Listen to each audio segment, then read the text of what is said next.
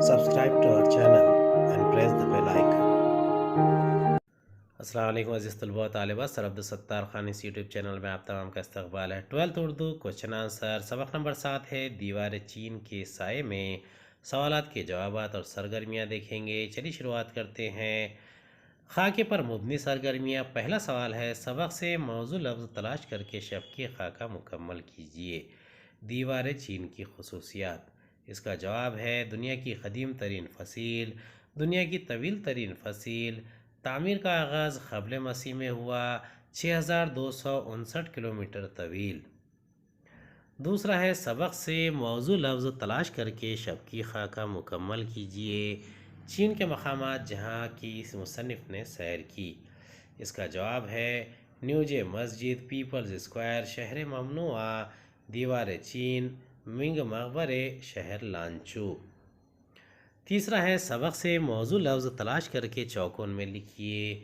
पहला है, चीन का साबिक़ सदर जिसकी लाश मम्मी की शक्ल में महफूज है। दूसरा, चीन की छोटी छोटी रियासतों का इत्तेहाद कायम करने वाला। चाइना इस्लामिक एसोसिएशन के नायब सेक्रेटरी, बीजिंग यूनिवर्सिटी में उर्दू के उस्ताद, मरकज़ी मस्जिद के इमाम व सरबराह। इसके जवाबात है, पहले का जवाब है माओ ज़ेतुंग, दूसरा है चिन शी हुआंगती, तीसरा है शेख सुलेमान, चौथा है मिस्टर खूबन, पांचवा है शेख यूनुस यानसिन। सबक से मौजू लफ्ज़ तलाश करके दायरों में लिखिए। पीपल्स स्क्वायर कांसो का दारुल हुकूमत, चीन का मक्का। इसके जवाबात हैं, पीपल्स स्क्वायर बीजिंग, कांसो का दारुल हुकूमत लांचो, चीन का मक्का लिनशा। हिदायत के मुताबिक दर्ज झैल सरगर्मियाँ मुकम्मल कीजिए। पहला है, चीन की तबी साख्त बयान कीजिए। दूसरा, आराइशी रोशनियों से मुताल्लिक़ हमारे मुल्क और चीन का तर्ज अमल तहरीर कीजिए। तीसरा, चीन के आराइशी रोशनियों के इस्तेमाल न करने के मुतालिक मुसन्निफ़ का ख़याल क़लमबंद कीजिए। चौथा, सबक की रोशनी में मस्जिद न्यूजे की मालूमात लिखिए। पाँचवा, माओ ज़ेतुंग से मुतालिक मुसन्निफ़ के ख़यालात तहरीर कीजिए। छठा, मिस्टर खूबन की उर्दू दानी के बारे में लिखिए। पहले का जवाब है, चीन रकबे के लिहाज से सोवियत यूनियन और कनाडा के बाद दुनिया का तीसरा बड़ा मुल्क है, जिसका मजमूई रकबा 96 लाख मुरबा किलोमीटर है और आबादी के लिहाज से तो दुनिया का सबसे बड़ा मुल्क है। इसकी आबादी 1 अरब से ज़ायद यानी 1 अरब 40 करोड़ है। ये पूरा इलाक़ा बड़ी मुतन्नो और रंगारंग जोग्राफियाई खसूसियात का हामिल है। इसमें सरबा फलक पहाड़ों की तवील सिलसिले भी है, लख व दख सहरा भी और नज़र को रोशन कर देने वाला सब्ज़ाज़ार भी। दूसरे का जवाब है, हवाई अड्डे से निकल कर ख़यामगाह यानी होटल जाते वक्त बीजिंग की सड़कों पर गुज़रते हुए मुसन्निफ़ ने देखा कि हर तरफ ऊंची ऊंची इमारतें थी, लेकिन इन पर रोशनियों की वो चमक दमक नहीं थी जो आज हर तरक्की याफ्ता बल्कि तरक्की पजीर शहर की भी खासियत और ज़रूरत है। सारे शहर में कहीं कहीं एक न्यू साइन बोर्ड भी मौजूद नहीं था। आराइशी सजावट के लिए रोशनियां ढूंढने से भी नज़र न आई। सड़कों और इमारतों पर सिर्फ बक़द्र ज़रूरत बल्ब रोशन थे। मुसन्निफ़ ने इसकी वजह ये बताई कि इस वक्त चीन बरक़ी ताकत की कमी का शिकार था, यानी वहाँ बिजली की पैदावार क़दरे कम थी। मुसन्निफ़ ने बरक़ी तसर्रुफ़ के इस मुज़ाहरे के लिए चीनियों की तारीफ़ की।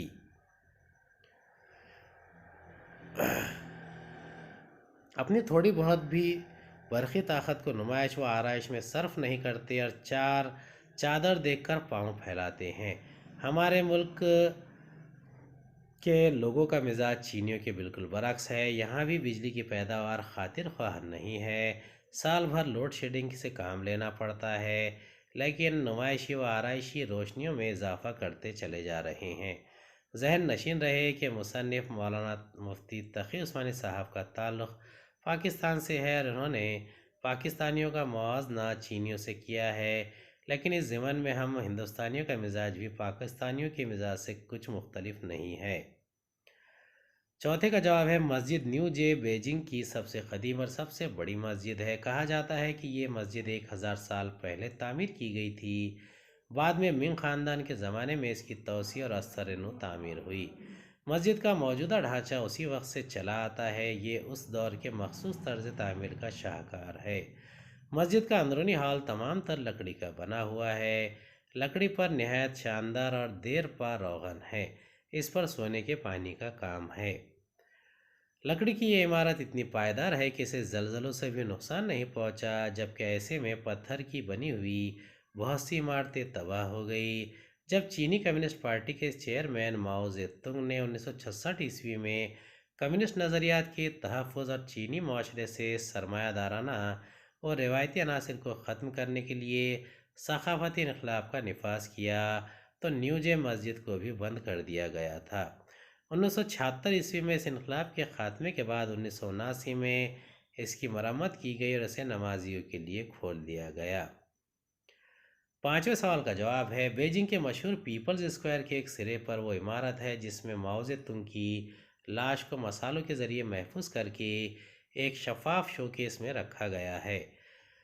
ایسی لاش کو ممی کہتے ہیں۔ اس ممی کے ذریعے ذکر کے ساتھ عثمانی صاحب نے اپنا نقطہ نظر بیان کیا ہے کہ لاکھوں روپے کے اصراف سے ماؤ زیتونگ کے گوشت و پوست کو محفوظ تو کیا جا سکتا ہے، لیکن اس کی روح، فکر اور کردار کو کسی مسالے کے ذریعے محفوظ نہیں رکھا جا سکتا۔ ماؤ زیتونگ کی حیثیت جسم سے بڑھ کر روح و فکر کی بلندی میں پوشیدہ ہے۔ مولانا کی اس بات کو سمجھنے کے لیے ماؤ زیتونگ کی شخصیت و کردار کو جاننا بہت ضروری ہے، اور اس کے لیے ایک دفتر درکار ہے۔ یہاں پر ہم اس کا تعارف دیکھیں گے۔ ماؤ زیتونگ کا اصل نام ما سیڈونگ تھا۔ جدید تاریخ کے مؤثر ترین شخصیات میں اس کا شمار ہوتا تھا۔ یہ ایک چینی مارکسی، عسکری و سیاسی رہنما تھا۔ اس نے چینی خانہ جنگی میں چینی کمیونسٹ جماعتوں کی قیادت کرتے ہوئے کامیابی حاصل کی اور 1 مارچ 1949 کو بیجنگ میں عوامی جمہوریہ چین کی بنیاد رکھی۔ یہ 1945 سے 76 تک چین کی کمیونسٹ پارٹی کا چیئرمین رہا اور 1954 سے 59 تک عوامی جمہوریہ چین کا صدر۔ 1976 میں اس کا انتقال ہوا۔ یاد رہے، لانگ مارچ کی قیادت ماؤ زیتونگ ہی نے کی تھی۔ چھٹے کا جواب ہے شیخ الاسلام مولانا محمد تقی عثمانی صاحب سفر چین کے دوران شہر آفاق دیوار چین کی سیر کو بھی گئے۔ آپ اور دیگر میزبان و مہمان ساتھ ہی 3 کاروں میں تھے۔ چائنا اسلامک ایسوسی ایشن کے نائب سیکریٹری جنرل شیخ سلیمان اور بیجنگ یونیورسٹی میں اردو کے استاد مسٹر خوبن بھی تھے۔ مسٹر خوبن اس سفر میں وفد کی ترجمانی اور رہنمائی کر رہے تھے۔ انہوں نے ہر مرحلے میں مہمانوں کو آرام پہنچانے اور ان کی ضروریات پوری کرنے کی کوشش کی۔ اسباب بیان کیجیے۔ پہلا ہے، فی الحال چین میں مسلمانوں کی تعداد کا صرف اندازہ ہی لگایا جا سکتا ہے۔ دوسرا، دیوار چین کی تعمیر۔ تیسرا، منگ مقبروں کی تعمیر۔ چوتھا، شہر لنشا کو چین کا مکہ کہا جانا۔ پہلے کا جواب ہے 1942 میں امریکہ نواز چینی حکمراں چیانگ کائی شیک کے عہد میں جو مردم شماری ہوئی تھی، اس کی رو سے چین کے مسلمانوں کی تعداد 5 کروڑ بتائی جاتی ہے، لیکن اشتراکی انقلاب کمیونسٹ ریولوشن کے بعد کی مردم شماریوں میں چونکہ مذہب کا کوئی الگ خانہ نہیں تھا، اس لیے مسلمانوں کی تعداد علیحدہ شمار کرنے کا کوئی قابل اعتماد راستہ نہیں ہے۔ سبق کے مطابق اشتراکی انقلاب کے چین کے مسلمانوں کی تعداد کا اندازہ 1 کروڑ 46 لاکھ ہے۔ انٹرنیٹ کی سائٹس کے مطابق چین کے مسلمانوں کی تعداد تقریباً 4 کروڑ ہے۔ دوسرے کا جواب ہے، دیوار چین کو چینی زبان میں چینگ چینا کہا جاتا ہے۔ یہ دنیا کی قدیم ترین طویل ترین فصل ہے۔ اس کی تعمیر کا آغاز حضرت عیسیٰ علیہ السلام کی پیدائش سے قبل کے عہد میں ہوا۔ اس وقت چین میں مختلف بادشاہوں نے چھوٹی چھوٹی ریاستیں قائم کر رکھی تھی۔ ان کے درمیان جنگ و پیکار کا سلسلہ بھی جاری رہتا، چنانچہ ان ریاستوں کے حکمرانوں نے اپنے اپنے علاقے کو دشمنوں کے حملے سے محفوظ رکھنے کے لیے فصیلیں بنانا شروع کی۔ یہ فصیل کسی ایک گاؤں کے ایک شہر کے گرد نہیں بلکہ پوری ریاست کے گرد یا اس حصے میں ہوتی تھی جس طرف سے دشمن کے حملے کا زیادہ خطرہ ہوتا تھا۔ اس طرح چین کے مختلف حصوں میں کئی فصیلیں قائم ہو گئی۔ 246 قبل مسیح میں چن شی ہوانگ تی نے ان تمام ریاستوں کو ایک اتحاد قائم کیا۔ انہیں تمام ریاستوں کو ملا کر ایک بڑا ملک وجود میں آیا۔ اس لیے اس نے ان متفرق فصیلوں کو باہم ملا کر ایک طویل فصیل تعمیر کی۔ اس میں سالہ سال لگے اور مکمل ہونے کے بعد یہ 6259 کلومیٹر لمبی فصیل بن گئی۔ تیسرے کا جواب ہے بادشاہوں کے مقبروں کی تعمیر کی روایت کافی پرانی ہے۔ ان میں وہ مقبرے بھی ہے جو بادشاہوں نے اپنی زندگی ہی میں تعمیر کروا لیے تھے۔ بیجنگ کے منگ خاندان کے مقبرے بھی انہی میں سے ایک ہے۔ یہ منگ خاندان کے ان 12 بادشاہوں کے وہ مقبرے ہیں جو انہوں نے اپنے لیے اپنی زندگی ہی میں تعمیر کروا لیے تھے۔ مصر کے فرعونوں کی طرح ان منگ بادشاہوں کو بھی خبت تھا کہ مرنے کے بعد بھی وہ بادشاہ ہی رہے اور ان کی مال و دولت اور ان کی نوکر چاکر بھی ان کے ساتھ ہی مقبرے میں جائیں۔ اس پاگل پن کے نتیجے میں بعض شاہی خاندانوں میں یہاں تک کہ رواج رہا کہ ان کے ساتھ ان کے محبوب غلام اور کنیزیں بھی مقبرے میں دفن کر دی جاتی تھی۔ بعد میں یہ انسانیت سوز طریقہ ختم ہوا، لیکن بادشاہ کے ساتھ ڈھیروں سونا چاندی جواہر کپڑے کھانے پینے کی اشیاء اور بہت سی دوسری چیزیں مقبرے میں ہیں۔ چوتھے کا جواب ہے سفر کے آخری مرحلے میں عثمانی صاحب کا وفد چین کے صوبے کانسو کے دارالحکومت لانچو پہنچا۔ یہ وفد اس کے ایک شہر لنشا بھی پہنچا جس میں آبادی کی اکثریت مسلمان ہے۔ مساجد کی تعمیراتی تعداد 1715 ہے۔ مسلمانوں کی آبادی 52% اس شہر اور اس کے مضافات میں وفد شاہ جہاں گزرا مسلمانوں کی بہت نمایاں تعداد کو محسوس کیا۔ اس لیے کہا جا سکتا ہے کہ یہاں مسلمانوں کی تعداد 52% سے کہیں زیادہ ہے۔ ان تمام نکات کی بنیاد پر شہر لنشا کو چین کا مکہ کہا جاتا ہے۔ درج ذیل جملوں کی استحسانی وضاحت کیجیے۔ ماؤ زیتونگ اس گوشت و پوست کا نام نہیں تھا۔ جس شخص کا نام ماؤ زیتونگ تھا قیمتی مسالے اس کے گوشت پوست کو تو محفوظ رکھ سکتے ہیں، لیکن اس کی روح کی حفاظت کے لیے آج تک کوئی سائنس ایسا مسالہ دریافت نہیں کر سکی جس کے پرواز کرنے کے بعد پتہ چلتا پھرتا انسان بے جان پتھر بن کر رہ جاتا۔ اس کا جواب ہے بیجنگ کے مشہور پیپلز اسکوائر کے ایک سرے پر وہ عمارت ہے جس میں ماؤ زیتونگ کی لاش کو مسالوں کے ذریعے محفوظ کیا کر کے ایک شفاف شوکیس میں رکھا گیا ہے۔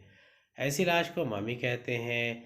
اس ممی کے ذکر کے ساتھ عثمانی صاحب نے اپنا نقطہ نظر بیان کیا ہے کہ لاکھوں روپے کے اسراف سے ماؤ زیتونگ کے گوشت و پوست کو محفوظ کیا جا سکتا ہے، لیکن اس کی روح، فکر اور کردار کو کسی مسالے کے ذریعے محفوظ نہیں کیا جا سکتا۔ ماؤ زیتونگ کی حیثیت جسم سے بڑھ کر روح و فکر کی بلندی میں پوشیدہ ہے۔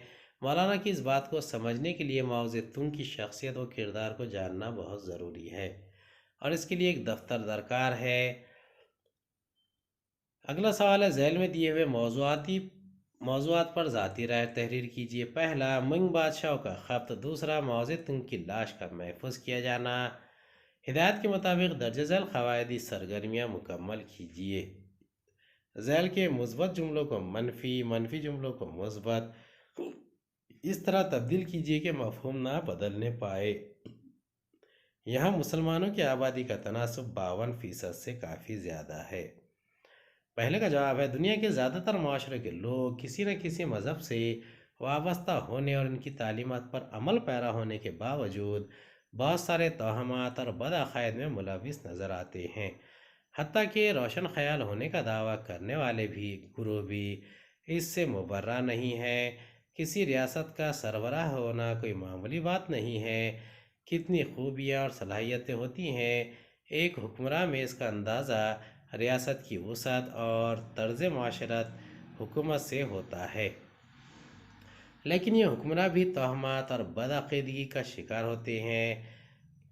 کردار و شخصیت کی ان خرابیوں کا وجود قدیم زمانے میں بہت زیادہ ہوتا تھا۔ فی زمانہ سائنسی نقطۂ نظر کی توسیع و اشاعت کی بدولت ان میں کچھ کمی واقع ہوئی ہے، لیکن یہ اطمینان بخش نہیں ہے۔ حکومت سازی اور حلف برداری کے لیے نیک ساتھ کا انتظار و انتخاب، بتوں کے رونے کی خبر پر اسے دودھ پلانا صحیح العقیدہ فرد کو بے چین کرنے کے لیے کافی ہے۔ پرانے زمانے کے بادشاہوں کے بعد از مرگ زندہ رہنے کے عقائد مصر کے فرعونوں اور چین کے منگوں کے علاوہ دیگر حکمرانوں کے یہاں بھی پائے جاتے تھے، اور اس کی بنیاد پر آسائش و آرائش و دیگر ضروریات زندگی کے لوازمات اور غلاموں و کنیزوں کے ساتھ مقبروں میں دفن ہوتے تھے۔ دوسرے سوال کا جواب ہے، انسان اس دنیا میں ایک معینہ محدود زندگی کے ساتھ آتا ہے اور موت واقع ہونے پر یہاں سے چلا جاتا ہے۔ مرنے کے بعد اور قیامت برپا ہونے سے پہلے وہ کسی بھی صورت میں اس سرزمین پر دوبارہ حاضر ہونے والا نہیں ہے۔ ہر زندہ انسان کو اس حقیقت کو تسلیم کر لینا چاہیے اور اسی کے مطابق بعد از مرگ مستقبل کے فیصلے کرنے چاہیے۔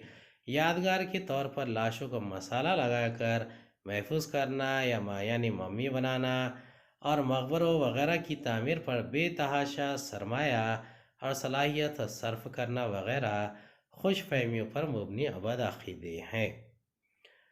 ان کا کوئی حاصل یا فائدہ نہیں ہے۔ اگر کردار کے لحاظ سے انسان کا یاد کیا جانا ضروری ہوتا تو یہ کام بغیر کسی یادگار اور نشانی کے بھی ہو جاتا۔ اس کے بیشتر مشاہدے ہوتے رہتے ہیں۔ اس لیے اس ضمن میں میری رائے یہ ہے کہ انسان کو اپنی زندگی ہی میں ایسے مثبت و تعمیری کام کرنے چاہیے جو اسے آخرت میں کامیاب ہونے کے لیے امداد پہنچائے۔ رہ گئی بات دنیا میں یادگار ہو جانے کی، تو اس کے لیے نیک اعمال کافی ہے۔ وہ دنیا اور آخرت ہر دو جگہ میں سرخرو ہوتے ہیں۔ یہاں عام آدمی کو داخل ہونے کی اجازت نہیں تھی۔ دوسرا، اس علاقے میں ہر طرف اونچی اونچی عمارتیں نظر آتی ہے۔ تیسرا، ہمیں آرام پہنچانے اور ہماری ضروریات پوری کرنے میں کوئی کسر نہیں اٹھا رکھی۔ پہلے کا جواب ہے، یہاں مسلمانوں کی آبادی کا تناسب 52% سے کافی زیادہ ہے۔ اس کا جواب ہے، یہاں مسلمانوں کی آبادی کا تناسب 52% سے کم نہیں ہے۔ دوسرا سوال ہے، یہاں عام آدمی کو داخل ہونے کی اجازت نہیں تھی، منفی جملہ ہے۔ اس کا مثبت جملہ ہے، یہاں عام آدمی کا داخلہ ممنوع تھا۔ تیسرا ہے، اس علاقے میں ہر طرف اونچی اونچی عمارتیں نظر آتی ہیں۔ اس کا ہمیں آرام پہنچانے اور ہماری ضروریات پورا کرنے میں کوئی کسر نہیں اٹھا رکھی تھی۔ اگلا ہے، ہمیں آرام پہنچانے اور ہماری ضروریات کی تکمیل میں تمام کسریں پوری کر دے۔ اس کا مثبت جملہ ہے۔ امید ہے آپ کو ہمارا ویڈیو پسند آیا ہوگا۔ اگلے ویڈیو میں دوبارہ ملاقات ہوگی۔ خدا حافظ۔